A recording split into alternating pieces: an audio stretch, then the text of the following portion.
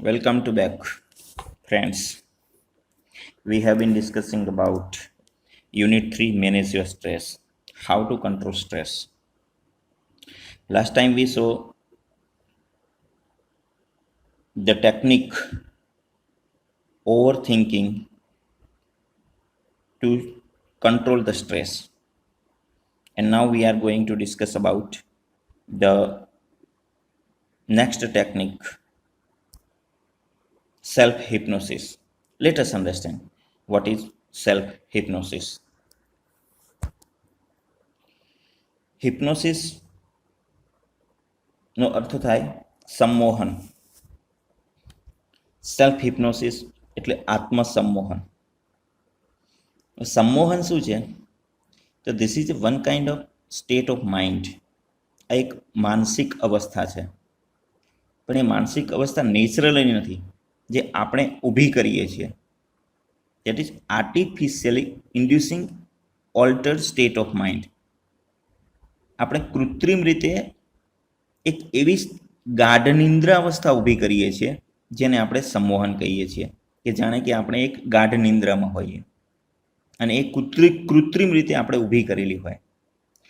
તો એ સમયે આપણું જે સબકોન્શિયસ માઇન્ડ જે છે, કોન્શિયસ માઇન્ડ એટલે આપણું હાલનું જે જાગૃત મન છે તે, અને સબકોન્શિયસ માઇન્ડ જે છે તે, જે અર્ધ જાગૃત મન છે, એ સ્થિતિની અંદર આપણે જતા રહીએ છીએ અને એ આપણે કૃત્રિમ રીતે ઊભું કરીએ છીએ. તો આવી જે મનની સ્થિતિ છે એને કહેવાય હિપ્નોસિસ.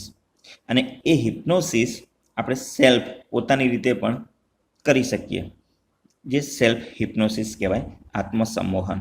Late us understand. You can use this self hypnosis state to relieve mental stress. માનસિક તણાવમાંથી રાહત મેળવવા તમે આ આત્મસંમોહનનો ઉપયોગ કરી શકો. Try the following exercise. નીચેની કવાયત માટેની પ્રયત્ન કરો. It becomes easier with your eyes closed. અને આંખો બંધ રાખીને તે કરવી વધુ સહેલી બનશે. તો શું કરવું? તો settle back in a chair and close your eyes. ખુરશીમાં આરામથી બેસો અને તમારી આંખો બંધ કરી દો. Start counting backwards from 99 to 70. એટલે કે 99 થી 70 સુધી ઉલટા ગણવાની શરૂઆત કરો. Count slowly to fit in with your breathing. Breathing એટલે શ્વસન ક્રિયા.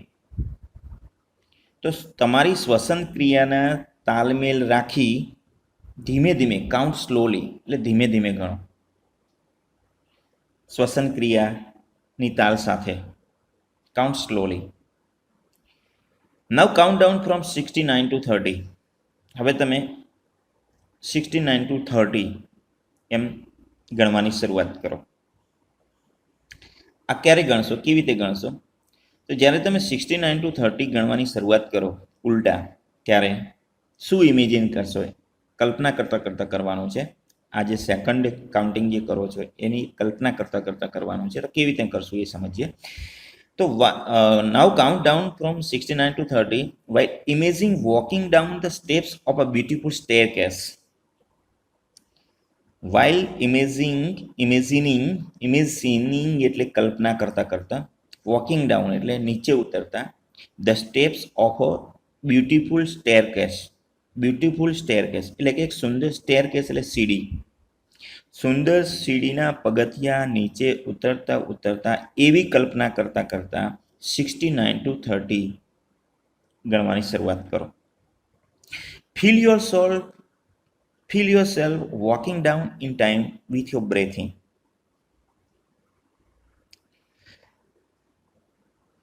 શ્વાસ લેતા feel yourself walking down in time with your breathing.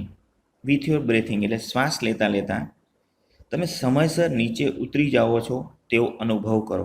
Feel yourself walking down, નીચે ઉતરી રહ્યા છો. ફીલ એટલે અનુભવ કરવું. શ્વાસ લેતા તમે નીચે ઉતરી રહ્યા છે એવો અનુભવ કરો. See the beautiful grand staircase stretching ahead of you. C એટલે જુઓ, કલ્પના કરો. સી ધ બ્યુટીફુલ ગ્રાન્ડ, જુઓ શું જુઓ? તો બ્યુટીફુલ ગ્રાન્ડ સ્ટેરકેસ, એક ભવ્ય સુંદર સીડી, સ્ટ્રેચિંગ અહેડ, એટલે લંબાતી જાય છે. તમારી આગળ આ સીડી લંબાતી જાય છે, એક ભવ્ય સીડી લંબાતી જાય છે, એવી કલ્પના કરો, એવો અનુભવ કરો. Imagine the steps are carpeted so that your progress is as effortless as possible. હવે તમે એવું નિહાળો, ઇમેજિન નિહાળો, કલ્પના કરો. હવે એવું નિહાળો કે ધ સ્ટેપ્સ, જે પગથિયા છે, આર કાર્પેટેડ, જે પગથિયા છે એના પર ગાલીચો પાથરેલો છે. The steps are carpeted so that, જેથી કરીને તમારી પ્રગતિ, your progress is as effortless as possible, એટલે કે તમારી પ્રગતિ શક્ય એટલી અનાયાસ બને. ઇફોર્ટ એટલે પ્રયત્ન, પ્રયાસ, અને ઇફોર્ટલેસ એટલે અનાયાસ. નાઉ count down from 29 to 0 while imaging drifting further down in luxurious lift. હવે તમે 29 થી 0 ગણવાની શરૂઆત કરો. Count down from 29 to 0. પણ કેવી રીતે ગણવાનું છે? તો વાઇલ ઇમેજિંગ, કલ્પના કરતા કરતા, ડ્રિફ્ટિંગ further down in luxurious lift. Luxurious lift, lift એટલે તમને ખબર છે, તમે જોયેલી છે લિફ્ટ, ઉપર નીચે જવા માટે મોટા મોટા ફ્લેટ્સમાં જેનો ઉપયોગ થાય છે તે લક્ઝરિયસ લિફ્ટ, એક વિશાળ લિફ્ટ. ડ્રિફ્ટિંગ ફર્ધર, ડ્રિફ્ટિંગ એટલે નીચે તરફ લઈ જવું, તે મૂવિંગ, રાઈટ? ડ્રિફ્ટિંગ means moving. તો ડ્રિફ્ટિંગ ડાઉન એટલે નીચે તરફ લઈ જતું. ઇન લક્ઝરિયસ લિફ્ટ એટલે એક વિશાળ લિફ્ટમાં તમને નીચે લઈ જતું હોય, તમે નીચે જઈ રહ્યા હોય એવી કલ્પના કરતા કરતા તમે 29 થી 0 ગણો. As large as a room carpeted with views of landscapes outside. Lift કેવી છે? જાણે કે એક વિશાળ રૂમ જેટલી છે.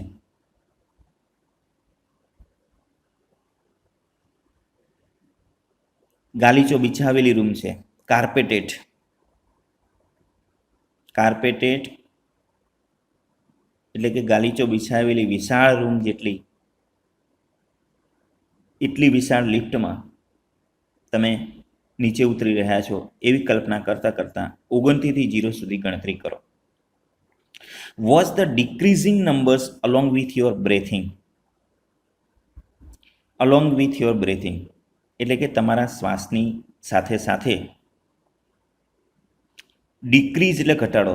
વોચ ધ ડિક્રીઝિંગ નંબર, તમારા શ્વાસની સાથે સાથે તમે જે ગણતરી કરી રહ્યા છે એ નંબર્સ એટલે કે સંખ્યા પણ ઘટી રહી છે.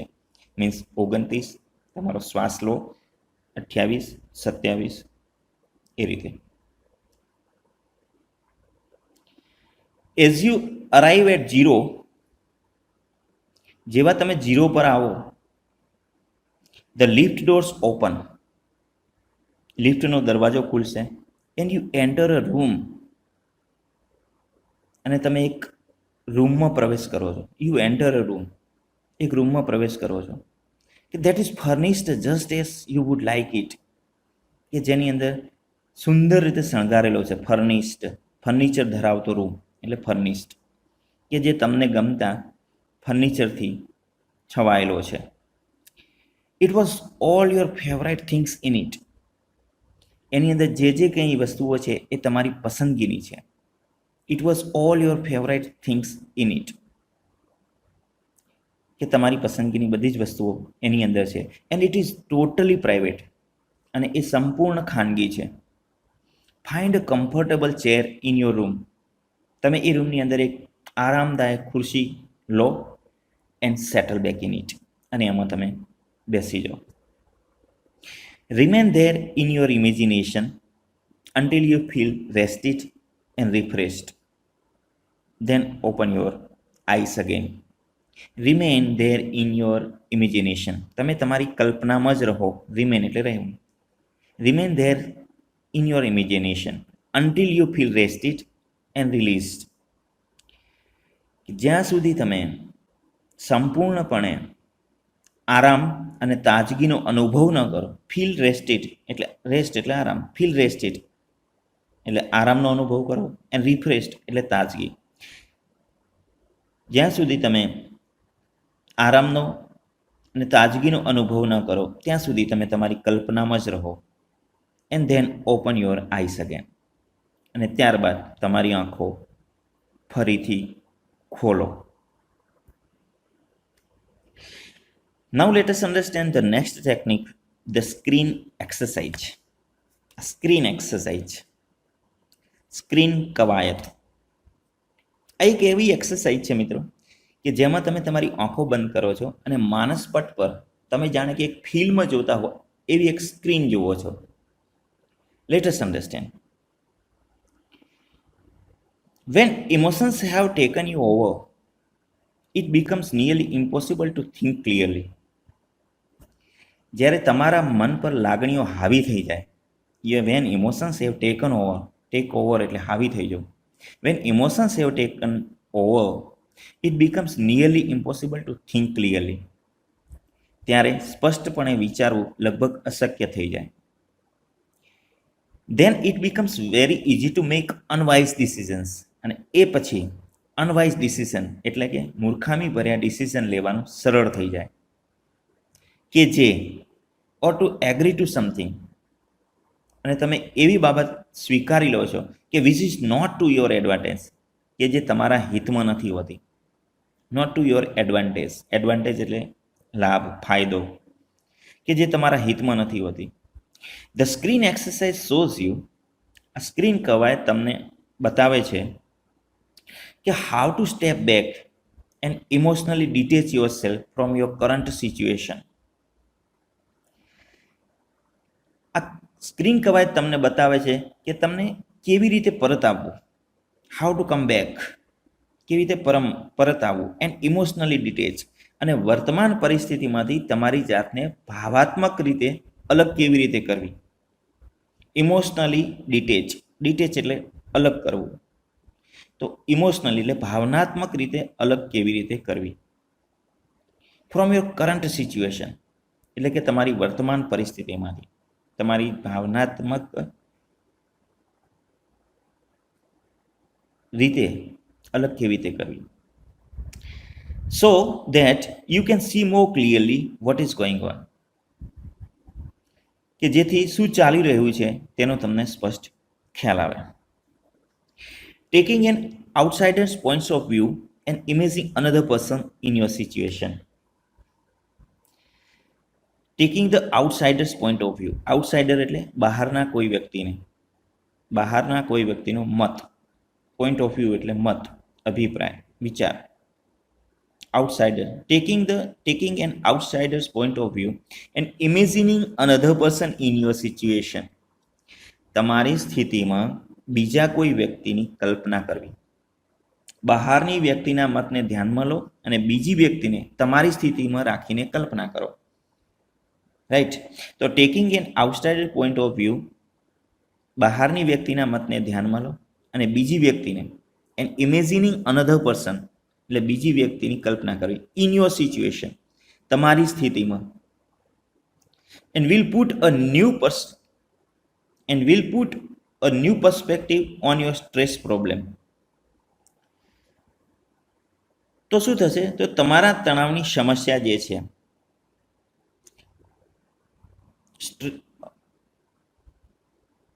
will put a new perspective on your stress problem. Your stress problem એટલે તમારે જે તણાવની સમસ્યા છે એનું એક તમને સમજ મળશે, નવી સમજ મળશે. Will put a new perspective on your, perspective means view, outlook. Perspective એટલે દૃષ્ટિબિંદુ, સમજ, view, outlook on your stress problem. So you can evaluate more calmly, જેથી કરીને તમે એને સ્પષ્ટપણે ઇવેલ્યુએટ, મૂલ્યાંકન કરી શકો. રાઈટ, કે what needs to be done, કે તમારે શું કરવાની જરૂર છે. Let us understand the whole sentence. Taking an outstander points of view and imagining another person in your situation will put a new perspective on your stress problem so you can evaluate more calmly what needs to be done. બહારની વ્યક્તિના મતને ધ્યાનમાં લો અને બીજી વ્યક્તિને તમારી સ્થિતિમાં રાખીને કલ્પના કરશો તો તમારા તણાવની સમસ્યા માટે એક નવું યથાર્થ દર્શન થશે, જેથી તમારે શું કરવાની જરૂરિયાત છે એ શાંતિથી મૂલ્યાંકન કરી શકશો. કેવી રીતે કરશો?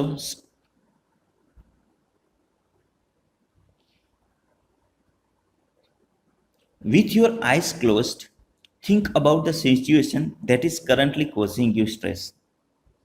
આંખો બંધ કરીને, with your closed eyes, think about the situation. તમે એ પરિસ્થિતિ વિશે વિચારો કે જે એનાથી તમને સ્ટ્રેસ થયો છે.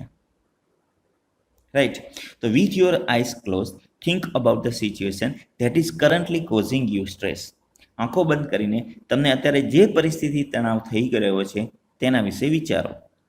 Imagine projecting the situation onto a screen in your mind as if it were a film you were watching.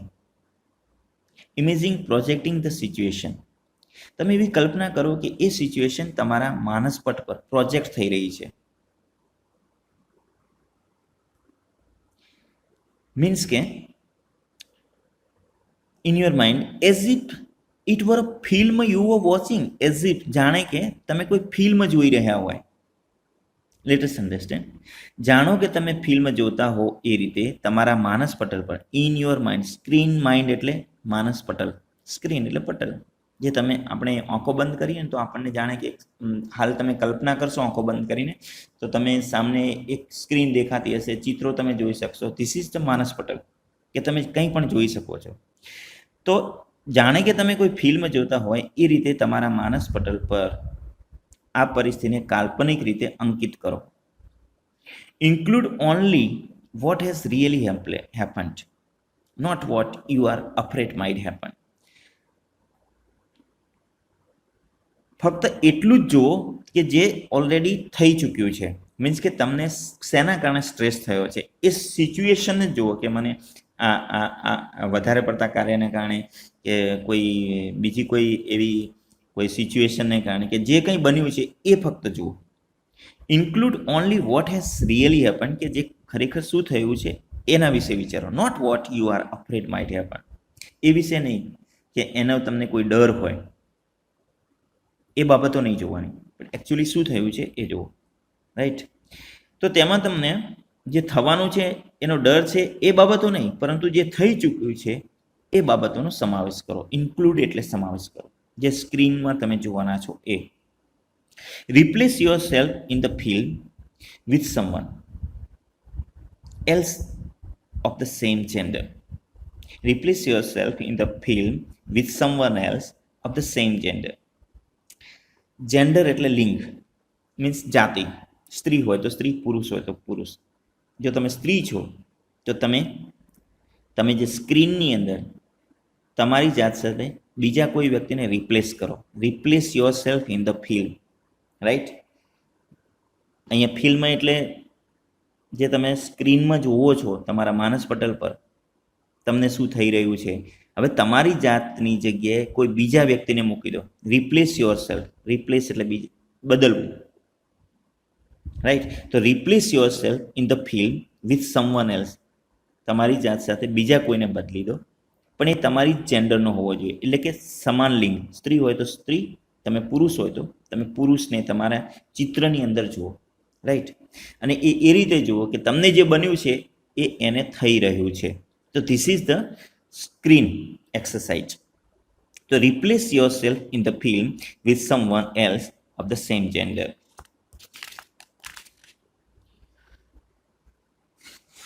Watch the film as an outside observer. હવે તમે જે ફિલ્મ જોઈ રહ્યા છો એની અંદર તમે ફક્ત એક બહારના દર્શક છો, એક નિરીક્ષક છો.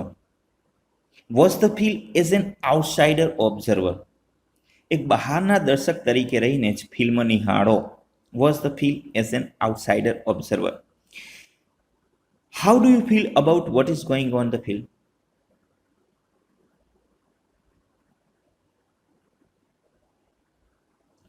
ફિલ્મમાં જે ચાલી રહ્યું છે, what is going on the film, ફિલ્મમાં જે ચાલી રહ્યું છે, how do you feel about, તેના વિશે તમે કેવો અહેસાસ થાય છે, રાઈટ.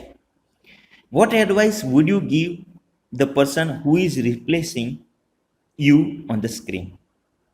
હવે એને જે કંઈ થઈ રહ્યું છે, તમે સ્ક્રીનમાં જે જોઈ રહ્યા છો, એને તમે શું સલાહ આપશો?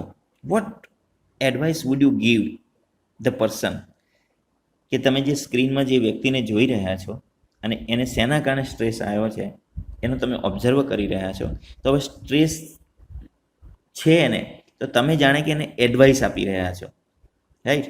તો થિંક, તો what advice would you give the person, કે તમે એ વ્યક્તિને શું એડવાઇસ આપશો, who is replacing you on the screen, કે તમે જેને તમારી જગ્યાએ એ વ્યક્તિને મૂક્યો છે.